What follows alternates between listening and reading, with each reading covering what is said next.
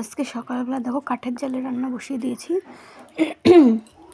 তো রান্না হবে পালং শাকের চচ্চড়ি, কাঁচা টমেটো দিয়ে ডাল, আর সকালবেলায় রুটি আর ভাতটা করে করবে। আর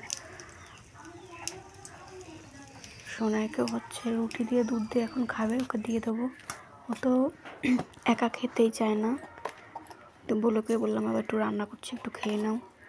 তো যাই হোক,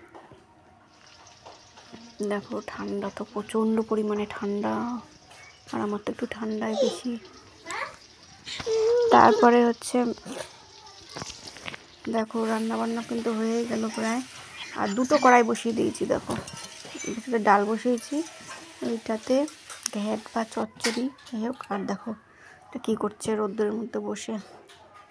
তারপর একটু ফোনটা দেখেছিল, যার জন্য আর কোনো কিছুই তোমাদের সাথে শেয়ার করতে পারলাম না। আর দেখো এটা মাখিয়ে রেখেছিলাম, কিছুক্ষণ স্নান টান করে তারপরে বড়াটা ভেজে নিয়েছিলাম।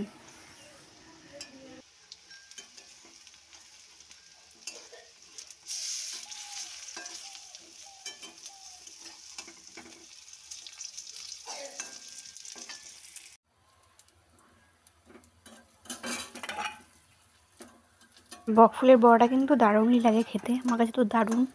আজকে আর আস্তে আস্তে ফুল বানায়নি, আজকে একদম ফুলগুলো কুচিয়ে দিয়েছিলাম, আর হচ্ছে পেঁয়াজ রসুন কাঁচা লঙ্কা দিয়ে মেখে রেখে দিয়েছিলাম। তো বকফুলের বড়া কিন্তু তোমার দেখো হয়ে গেছে।